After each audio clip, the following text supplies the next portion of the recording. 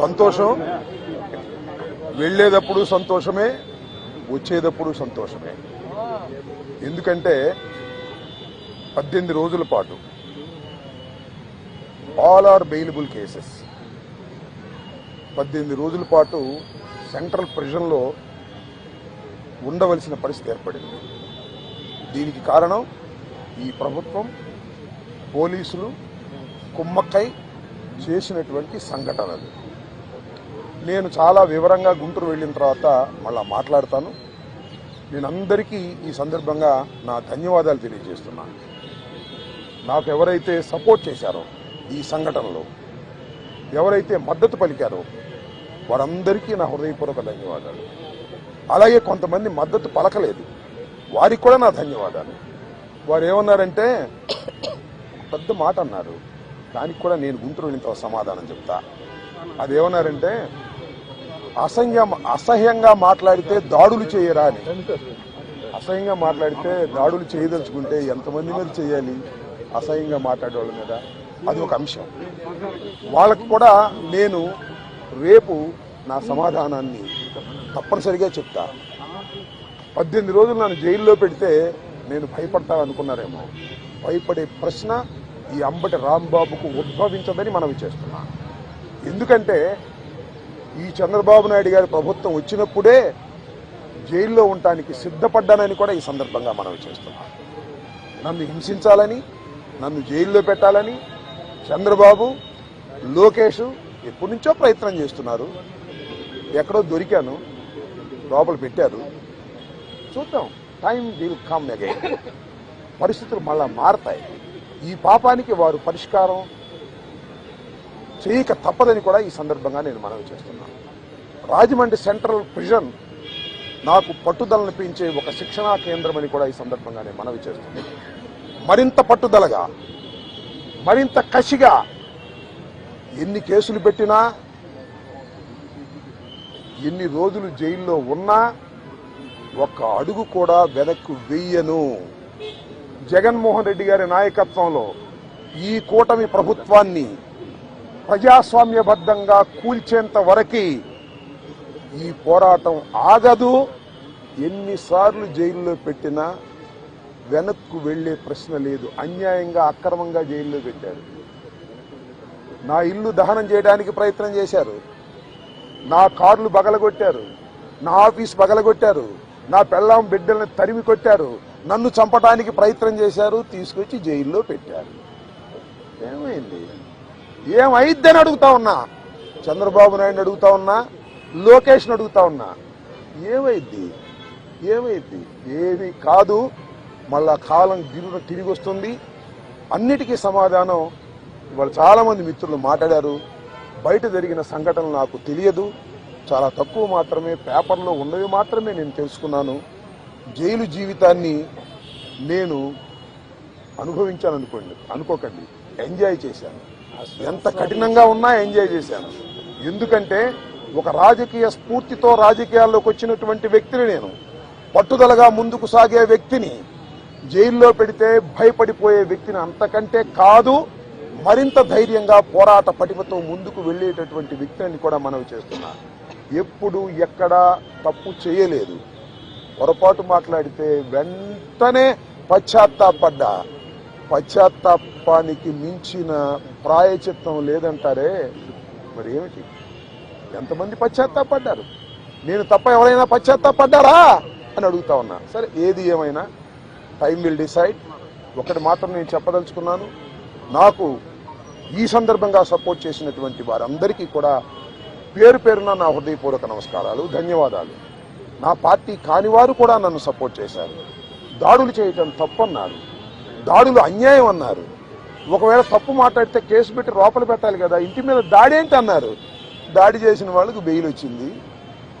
దాడి చేయించుకున్న నాకు 18 రోజుల తర్వాత బెయిల్ వచ్చింది. ఏం చేయగలిగారు? ఏం చేస్తారు? దేనికైనా సిద్ధపడి రాజకీయాల్లో జగన్మోహన్ రెడ్డి వెంట నడుస్తున్నటువంటి వ్యక్తులం. ఆ రోజు రాజశేఖర రెడ్డి వెంట నడిచాం, ఇవాళ జగన్మోహన్ రెడ్డి గారి వెంట నడుస్తాం, తుదకంటూ నడుస్తాం.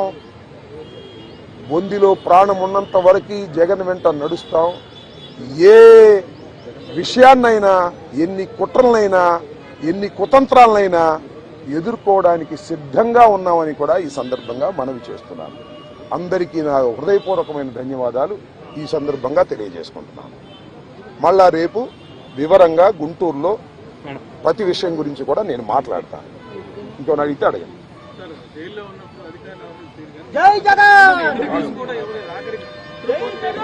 జైల్లో ఉన్నప్పుడు అధికారులు వాళ్ళ రూల్ ప్రకారం పోతారు, అక్కడ ఫుడ్డే పెడతారు. అది నాకు నచ్చినా నచ్చకపోయినా ఆ ఫుడ్డే తింటాను. కలకాలం తింటాను ఆ ఫుడ్. ఆ పెట్టిన ఫుడ్ నాకు నచ్చలేదు, ఎందుకంటే కొద్దిగా డబ్బులు ఉండవాళ్ళం కదా, మంచి ఫుడ్ తింటాం. జైల్లో మంచి ఫుడ్ కావాలంటే వస్తుందా? కోర్టు వారు నాకు ఆర్డర్ ఇవ్వలేదు. ఓకే, జైలు అధికారులు వారి ప్రవర్తన వాళ్ళది, వాళ్ళు నాకేమో స్పెషల్గా ఏం చూడాల్సిన అవసరం కూడా నేను ఎప్పుడు కోరుకోలేదు, కోరుకోను కూడా. సామాన్య ప్రశ్నలుగానే ఉండటానికి నేను ఇష్టపడ్డాను. కోర్టు ఆర్డర్ ఇస్తే బయట భోజనం తిన్నాం అనుకున్నాం, కోర్టు ఆర్డర్ ఇవ్వలేదు, లోపల భోజనమే తిన్నాం. కొద్దిగా చిక్కినట్టున్నా, అయినా ఏం కంగారు ఏం లేదు, ఏం ఇబ్బంది కూడా ఏమి లేదు. ఆరోగ్యం బ్రహ్మాండంగా ఉంది, ఆరోగ్యం మరింత పట్టుదలగా ముందుకు సాగుతుంది.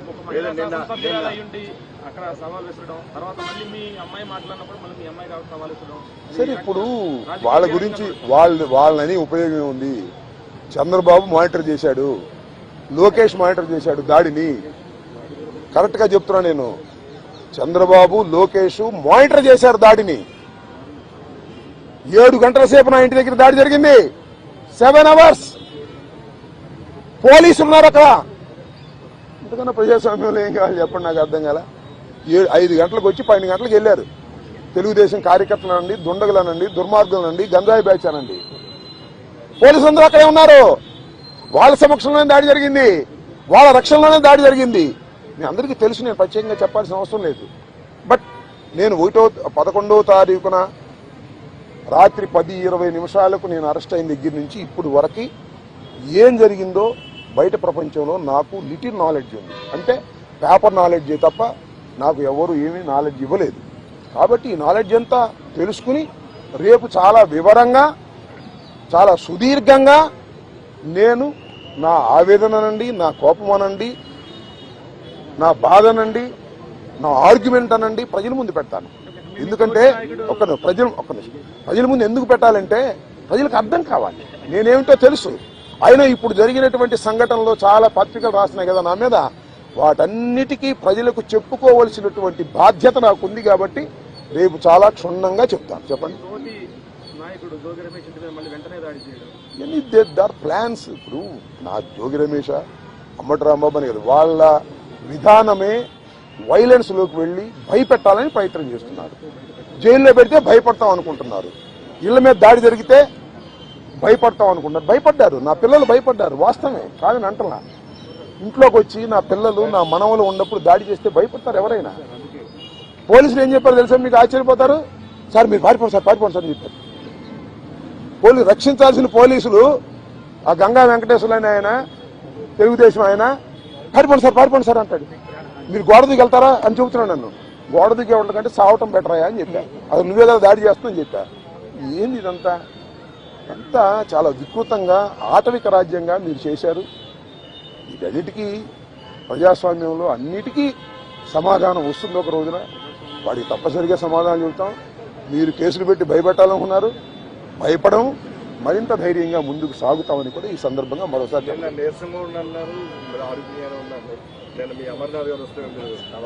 ఆయనకి అట్లా కనపడ్డానేమో. నేను నీరసంగా ఎప్పుడూ లేను, లోపల ఏది ఇబ్బంది పడలేదు. కాబట్టి బాత్రూమ్ దగ్గర జారి కొద్దిగా పడ్డాను. నా అంతా నేను ఎవరి తప్పు లేదు. ఆ బాత్రూమ్లు అన్నీ ఉంటాయి కదా, మనం అలా ఉన్నాయంటే జైల్లో ఎలా ఉంటాయి అలాగే ఉన్నాయి. దాని గురించి పెద్ద ఏమైనా షవర్ ఉందా? లేదు కదా. So I don't care all these things.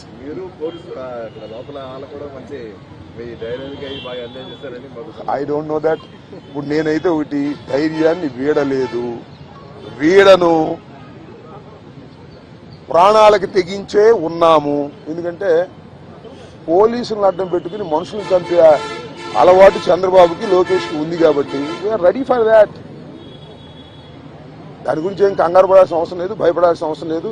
జైల్లో పెడితే భయపడిపోతాం అనుకునే పిచ్చి వాళ్ళు జైల్లో పెడితే మరింత ధైర్యంగా పోరాడతాం అనే విషయాన్ని తెలుసుకోవాలి అనేది నా భావన.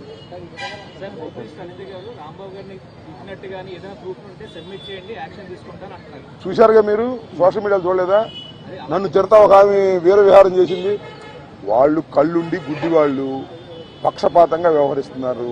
హోంమంత్రి చేతిలో ఉంది గారి గుడ్డి మైక్ తప్ప, ఆమె మైక్ హోంమంత్రి.